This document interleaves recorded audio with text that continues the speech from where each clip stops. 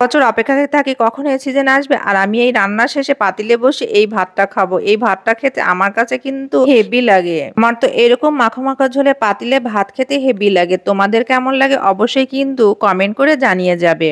আমি এমন মজার তরকারি দিয়ে একা কেন ভাত খাবো, তোমাদেরকে সাথে নিয়ে খেতে তো পারছি না, তাই চলো কাঁঠালের এই সিজনে একবারও হলো এই রেসিপিটা তোমরাও ট্রাই করবে আমার মতো করে। আর এই কাঁঠালের সিজনে যদি এই রেসিপিটা একবার না ট্রাই করো তাহলে কিন্তু তোমরা অনেক কিছুই মিস করবে। কাঁঠালের বিচিটা খোসা ছাড়িয়ে আমি ভালোভাবে বেছে নিয়েছি, আর তোমরা অবশ্যই কাঁঠালের বিচি পরিষ্কার করার ভিডিওটা কিন্তু আমার চ্যানেলে আছে, দেখে নিতে পারো। এখানে কাঁঠালের বিচিটা ভালোভাবে পরিষ্কার করে নিয়ে ছোট ছোট টুকরা করে কেটে নিয়েছি। চুলায় একটা পাত্র বসে তার মধ্যে দিয়ে দিয়েছি পরিমাণ মতো তেল, আর দিয়ে দিয়েছি বেশ খানিকটা পেঁয়াজ, তার সাথে দিয়ে দিয়েছি গোটা রসুন। অবশ্যই কিন্তু এই রান্নাটাতে গোটা রসুন ব্যবহার করতে হবে। তোমরাও কিন্তু অবশ্যই রান্না করার সময় গোটা রসুনটা দিয়ে নেবা, না হলে কিন্তু খেতে একেবারেই ভালো লাগবে না। আর এখানে পেঁয়াজ আর রসুনটা ভেজে যখন এরকম নরম হয়ে গোল্ডেন কালার ধারণ করেছে তখন আমি দিয়ে দিয়েছি পরিমাণ মতো হলুদ, মরিচ, লবণ আর ধনিয়া গুঁড়া। এখানে আমি কিন্তু লবণের কথা বলেছি, এখনো কিন্তু লবণটা দেয়নি। এখানে আমি আরো দিয়ে দিয়েছি 2 চামচ পরিমাণ আদা, রসুন ও জিরা পেস্ট। লবণ দিতে আমার একেবারে তরকারিতে মনে থাকে না। তোমরাও কি আমার মতো? আমি যখন দেখছি তেল থেকে মশলাটা কষিয়ে নিচে লেগে আসছে কিন্তু তেল ছেড়ে আসছে না,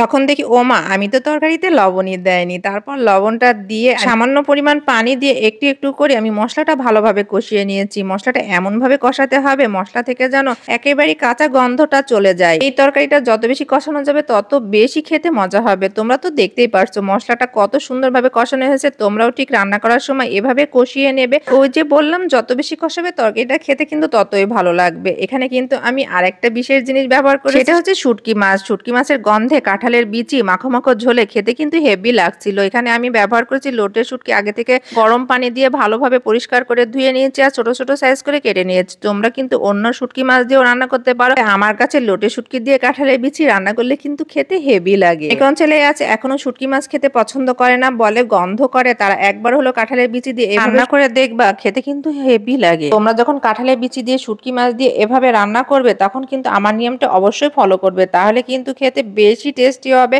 আর আমি এই পর্যায়ে দিয়ে দিয়েছি গরম পানি। অবশ্যই গরম পানিটা দেওয়ার চেষ্টা করবে, গরম পানি না দিলে কাঁঠালের বিচি কিন্তু শক্ত হয়ে যাবে। সেক্ষেত্রে কি হবে, কাঁঠালের বিচি সিদ্ধ হতে অনেক বেশি সময় লাগবে।